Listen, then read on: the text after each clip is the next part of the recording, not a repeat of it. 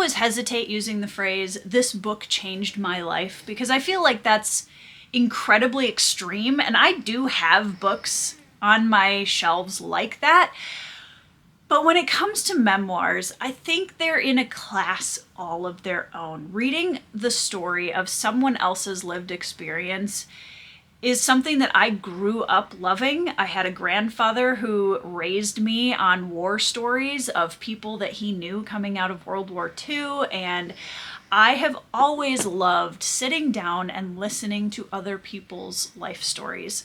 And I feel incredibly privileged whenever I am able to listen to someone's lived experience, especially when they have overcome something really, really hard or horrific, because I think it's such a powerful reminder of the resilience of the human spirit and what we are able to overcome. And I am here today to share with you some of the most impactful memoirs that I have ever read. Now, as you guys know, I'm a fantasy nerd, but when I need a break from fantasy, memoirs are one of the top genres that I reach for, and I have a couple specific areas of interest. But mostly, they all kind of tie together in the general category of survivor memoirs. I really appreciate being able to read about, as I mentioned, the lived experience of somebody who's overcome something incredibly difficult or horrific. And I appreciate those tales of courage and resilience so, so much. So, I have pulled a pile of books to share with you today that I'm really, really excited about, because these are books that I don't talk about on my channel as much as I probably should, but I've been wanting to do a video like this for ages, so let's get into it. Yeah, what are you doing? What are you doing? Come here. Do you want to say hello to the people? Are you being a nuisance? Climbing all over things and... Is there a bird out there? There's a bird, guys. Okay, you go get the bird. You don't want to go get the bird. You're going to stay with me? You going to sit here? What are you doing? I'm trying to make a video, Pippin. This is important.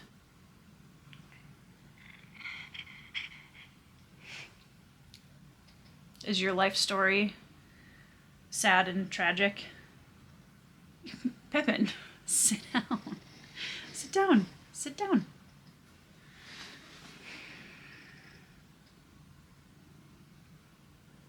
The first book I want to tell you guys about is a book that I have recommended to so many people. Very rarely a book comes along that I legitimately believe I can recommend to pretty much anybody, and without even asking them what they like to read, because this book is a book that I think almost anyone should read. And that is The Girl with Seven Names by Hyun-Soo Lee. This is the story of a young woman who was raised in a fairly, what could be considered affluent-ish family in North Korea. Her father was working in the government, and things seemed to be fairly stable for her family until one day they suddenly were not. And this is the story of Hyun-Soo Lee defecting from North Korea, escaping from the regime there, and making a new life for herself in other countries. And this book I read a few years ago, and it has stuck with me as one of the most powerful, like, the things that some people have to do to escape the circumstances that they were born into is just truly mind-blowing. And the resilience that this young woman showed in her quest for safety and her quest for a life that was her own is so powerful to read. It is a book that will leave a massive impact on anyone who reads it. This book really gave me a better idea of what life in North Korea is like for a lot of people who live there, and it's really, really powerful, you guys, so I highly recommend this. And the second book that I'm going to recommend is actually a book I often recommend in tandem with The Girl with Seven Names, and that is Every Falling Star by Sung-Joo Lee. This book is kind of the other side of the coin from Hyun-Soo Lee's book. This book shows the story of a young man who grew up basically an orphan in a street gang. He struggled, he was starving, And he also became a North Korean defector, but it gives a kind of opposite side of the fence look at two different family like upbringings in North Korea, one in extreme poverty and one that was considered like, you know, more stable within their community. And this one, again, same as Girl with Seven Names, is such an incredibly powerful example of human resilience and ingenuity when it comes to seeking safety and escaping from a horrific situation. So these two books I almost always recommend in tandem with each other because they are both excellent, and I think it gives kind of a well-rounded look at two very different upbringings in the same regime. The next one is going to be a little bit closer to home. I am going to recommend to you guys a book that was written by an author that I had the privilege to meet and teach with at an adult writers conference when I was about 16 years old. Just a very cool guy. Many of his books are much beloved by school children in America everywhere. And that is Gary Paulson with his third-person memoir, Gone to the Woods. This is his story about being raised in the wilderness, so to speak, and he overcame a lot of really tough obstacles at a very young age. He was basically put on a train by himself as a very young child by his mother, who didn't really want to take care of him anymore, and was raised by family members out in the woods, and it shows his kind of initial upbringing in the woods and how that instilled a deep love of nature for him in the wilderness. As he gets into his adolescence and teenage years, he is found by a few other people who kind of appear in his life at just the right time to give him a shift in direction that I think in a lot of ways saved his life. And the way that he narrates his own story in third person in this book, it's so raw and honest, and that it captures the nostalgia of the wild and growing up in a more rural setting, and also the tension of a boy who's kind of lost in society, and how important it was that there were people in his life that could shift him in a direction that did him a lot of good. Absolutely loved this book, highly recommend it. Next up is The Things They Carried by Tim O'Brien. It's kind of a faux memoir, right? It is fictionalized, but it is the stories of men who served in the Vietnam War, and it is one of the most impactful exploration pieces of a reintegration into non-war society after a war is over, the struggle that these veterans face in trying to find some sense of normalcy in their lives again, the horrific, vicious cycle of PTSD. There's so many things. This is an incredibly heavy read, you guys. This book is something that definitely took a lot out of me to read, but was so important and one of the best memoir style stories of what these veterans faced coming back home and what they've had to carry. This is something that definitely ties in with my early established love of war stories and soldier stories that I got from my grandfather. And I read this as a buddy read last year, and I cannot recommend it highly enough if that is a genre that interests you. Next up is a book that's also very close to home for me. My great aunt and my great grandmother and their siblings were raised partially in a orphanage here in Minnesota. They were taken from their parents. Some of them were adopted. Some of them were kind of farmed around for labor, basically. And the orphanage where they were kept, as you might imagine, in the early 1900s, orphanages were interesting, and that's putting it lightly. Now, do I believe that there were some places that did a lot of good for the children that they took in? Absolutely. But there was a lot of corruption, there was a lot of abuse, and it was a horrific upbringing for a lot of the children who were in these orphanages. And one that is very close to my house, which is the one that my great-grandmother and her siblings were raised in, there are some memoirs that have been written about that orphanage and the experience of the children who lived there. Well, the Locust Slept is by Peter Razor, and he was a young Native American boy who was raised and stayed in that orphanage for quite a while. And you guys, like, I went into reading the memoirs from this orphanage knowing that it was going to be heavy, and I had a kind of an idea of what I was going to find there. I don't know that I was prepared for the truth, and it wasn't... I remember touring it with my great aunt when she was in her late 80s, and seeing how haunted she looked about it has always stayed with me, because I was very young when that happened, and I have never forgotten that.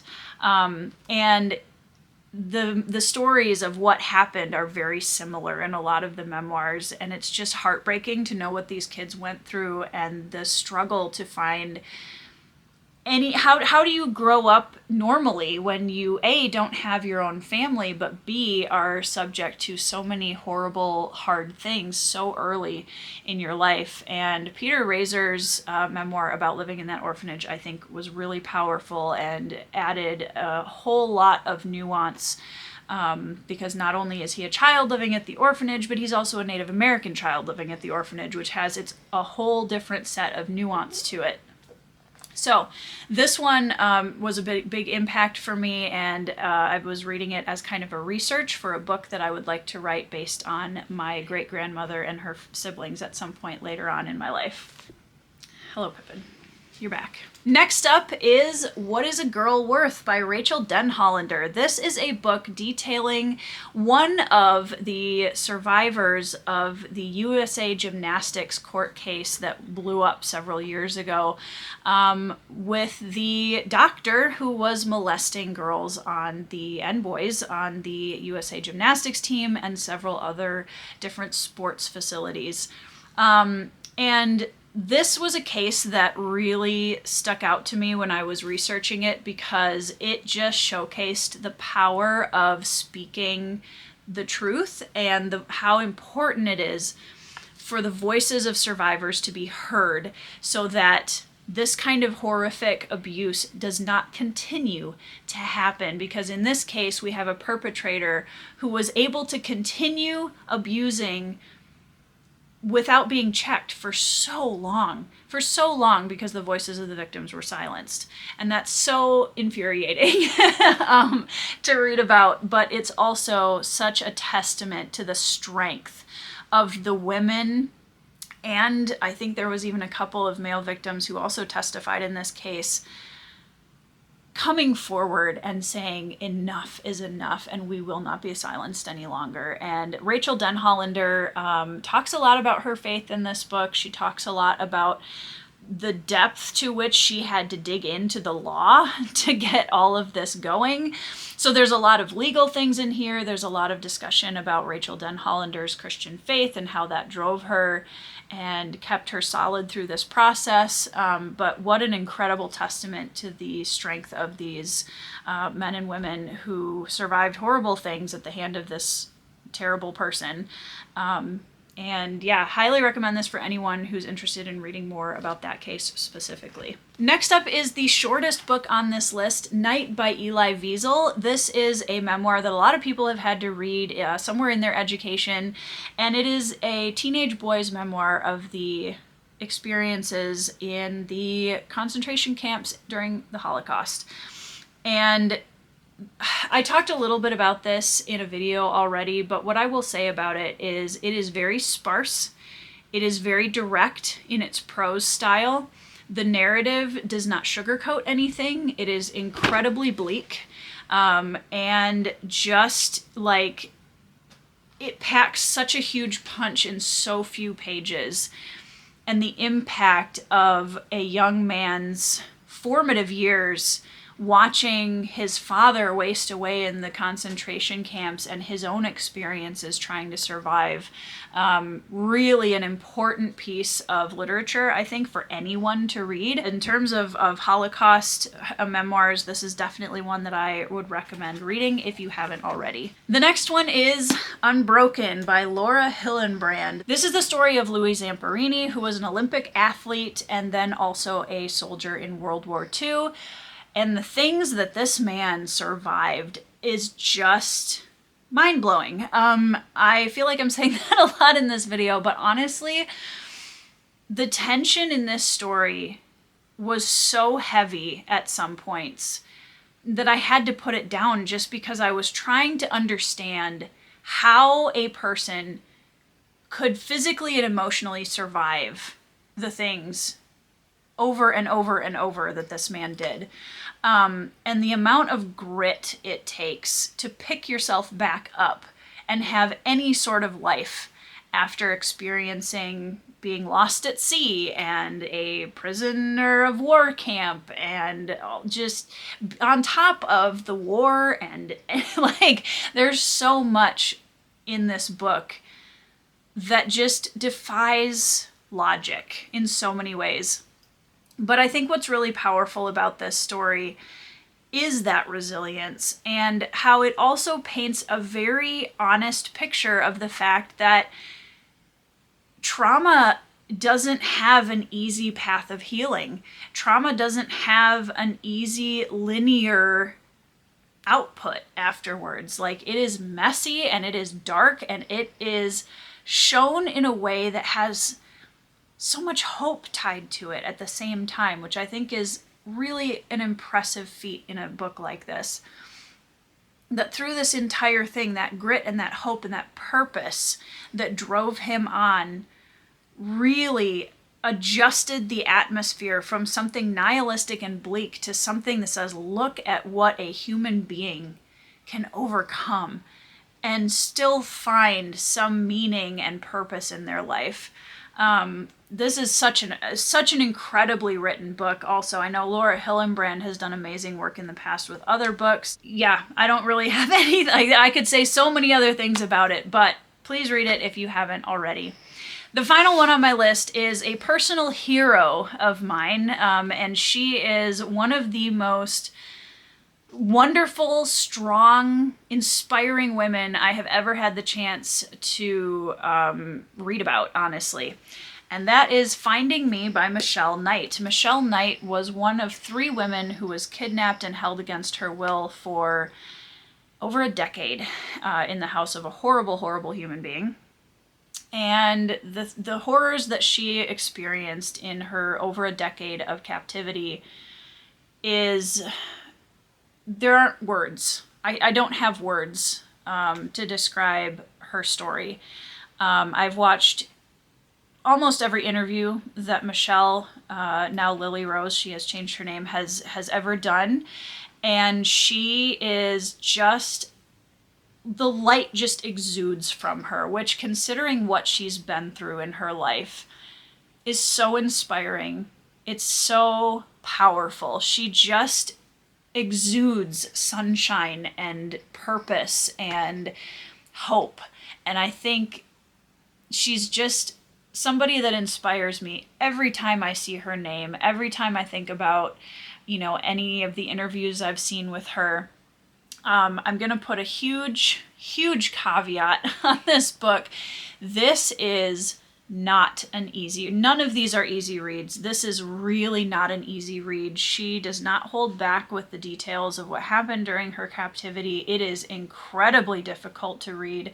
It is incredibly triggering, so please be aware of that if you pick up her books. She has written more than just this one. She also wrote one, Life After Darkness, I think is her second one, that talks about her journey of hope and healing after she was freed from the house.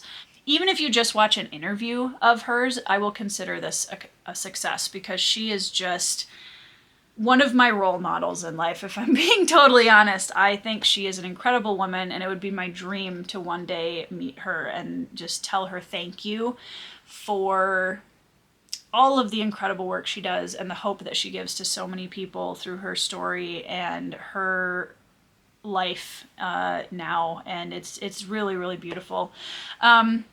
So that is my final recommendation for you guys in terms of memoirs that have left a massive impact on me. Again, please do your research before reading any of these, because I do want to stress again that there is a lot of heavy content in these books. So please be careful with that and just be aware that doing a little bit of research beforehand might be a good idea. But I hope that you guys are having a fantastic week. Let me know down in the comments if you've read any memoirs that really stuck with you. Let me know what they are. I hope you're having a fantastic week, and I will see you in the next video.